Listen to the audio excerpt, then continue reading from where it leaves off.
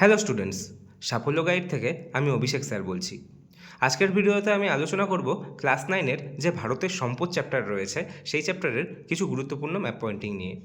ভিডিওটা শুরু করার আগে আমি একটা কথা বলবো।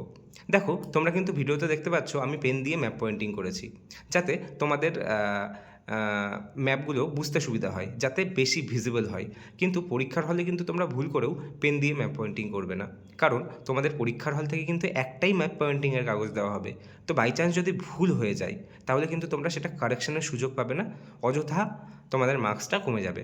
তাই তোমরা কিন্তু একটা রুল ভালো করে শার্পনার দিয়ে ভালো করে চেঁচে নিয়ে তোমরা কিন্তু তারপরে ম্যাপ পয়েন্টিংটা করবে। তো যাই হোক, চলো আমি ভিডিওটা শুরু করছি। দেখো, প্রথমে 1 নম্বরে বলা আছে কর্কট ক্রান্তি রেখা। দেখো, তোমাদের যদি পরীক্ষায় পরিষ্কার পরিচ্ছন্ন ম্যাপ দেওয়া হয়, মানে এরকম অক্ষরেখা বা দাগিমা রেখা যদি না দেওয়া থাকে, তাহলে কিন্তু তোমাদের এই যে কর্কট ক্রান্তি রেখাটা রুল দিয়ে টেনে নিতে হবে। ভারতের প্রায় মাঝ বরাবর গেছে, দেখো। তো তোমরা এইভাবে টেনে নিয়ে তারপরে দেখো মার্ক করে দেবে। এটা যেহেতু 1 নম্বরে রয়েছে, তাই কিন্তু আমি এখানটায় 1 নাম্বার দিলাম, 1 নাম্বার দিয়ে দেখিয়ে দিলাম। ঠিক আছে, তোমাদের যদি ম্যাপের এই জায়গাটা ফাঁকা থাকে তাহলে কিন্তু তোমরা এখানটায় নাম্বারিং করে পাশে 1 নাম্বার দিয়ে কর্কট ক্রান্তি রেখা লিখে দেবে। আমি কিন্তু এখানটায় খাতায় লিখেছি, তোমরা যেটা ইচ্ছা করতে পারো। তোমাদের তো সাদা খাতাও দেওয়া হবে, তো তোমরা সেখানেও পয়েন্ট করতে পারো, বা এখানটায় একটা বক্স করে নিয়ে সেখানেও কিন্তু 1 নাম্বার দিয়ে লিখতে পারো। 1 নাম্বার বা যত নাম্বারে আর কি তোমাদের পরীক্ষার হলে, মানে কোশ্চেন পেপারে যত নাম্বার দেওয়া থাকবে সেই নাম্বারিং অনুযায়ী করবে। ঠিক আছে, এবার দেখো 2 নম্বরে রয়েছে ভারতের প্রাচীনতম তৈলখনি। ঠিক আছে, আমরা জানি ভারতের প্রাচীনতম তৈলখনি আসামের ডিগবয়ে অবস্থিত। দেখো, আমি এখানটায় দেখিয়েছি আসামে। ঠিক আছে, তারপরে 2 নম্বর দিয়েছি। ঠিক আছে, আমি কিন্তু এখানেও ডিগবয়েও লিখতে পারতাম, কিন্তু অনেক সময় কি হয় যে পাশাপাশি যদি দুটো ম্যাপ পয়েন্টিং থাকে, তাহলে একটা লেখার উপর আর একটা লেখা ওভারল্যাপ হয়ে মানে স্পষ্টভাবে বোঝা যায় না। তাই আমি এই নাম্বারিং করে দেওয়াটাই বেশি প্রেফার করি।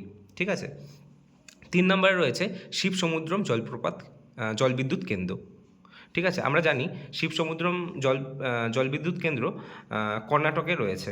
ঠিক আছে, দেখো আমি এখানটায় 3 নাম্বার দিয়ে পয়েন্ট করেছি। আচ্ছা, তোমাদের যদি এবার বলে দেয় দক্ষিণ ভারতের একটা বিখ্যাত জলবিদ্যুৎ কেন্দ্রের নাম লেখো, তাহলেও কিন্তু তোমাদেরকে বুঝে নিতে হবে এটা কিন্তু শিব সমুদ্রম জলবিদ্যুৎ কেন্দ্রের কথাই বলছে। হ্যাঁ, তো তোমরা কিন্তু সেইভাবে পয়েন্টিংটা করে দেবে। 4 নম্বরে রয়েছে ভারতের বৃহত্তম লিগনাইট খনি।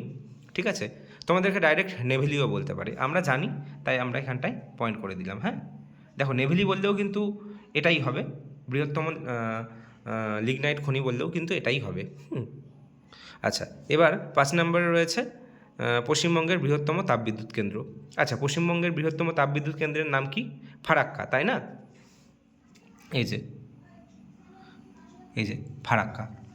ঠিক আছে, এটা 5 নম্বরে রয়েছে, আমি দেখো 5 নম্বরও লিখেছি। আবার এখানটা দেখো 11 নম্বরেও রয়েছে ফারাক্কা জলবিদ্যুৎ কেন্দ্র, তাই কিন্তু আমি এখানটায় 11/5 নাম্বার দিয়ে করেছি। ঠিক আছে, যেটা খুশি দিতে পারে, আর এটা কিন্তু অনেক দেয় পরীক্ষায়। পশ্চিমবঙ্গের একদম প্রায় মাঝ বরাবর রয়েছে, মানে যেই জায়গা দিয়ে আর কি বিহার থেকে গঙ্গা নদীটা পশ্চিমবঙ্গ হয়ে মানে বাংলাদেশে ঢুকেছে, সেই জায়গাতে কিন্তু। ঠিক আছে, আচ্ছা, এবার লোকটাক জলবিদ্যুৎ কেন্দ্র। লোকটাক জলবিদ্যুৎ কেন্দ্রটা কোথায় রয়েছে?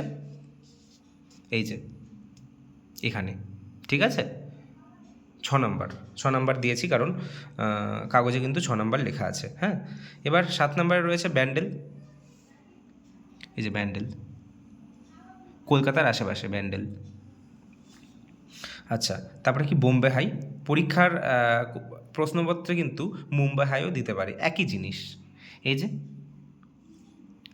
মহারাষ্ট্রের, মানে সমুদ্র উপকূল থেকে একটু দূরে সমুদ্রের মধ্যে অবস্থিত। হ্যাঁ, বোম্বে হাইটা।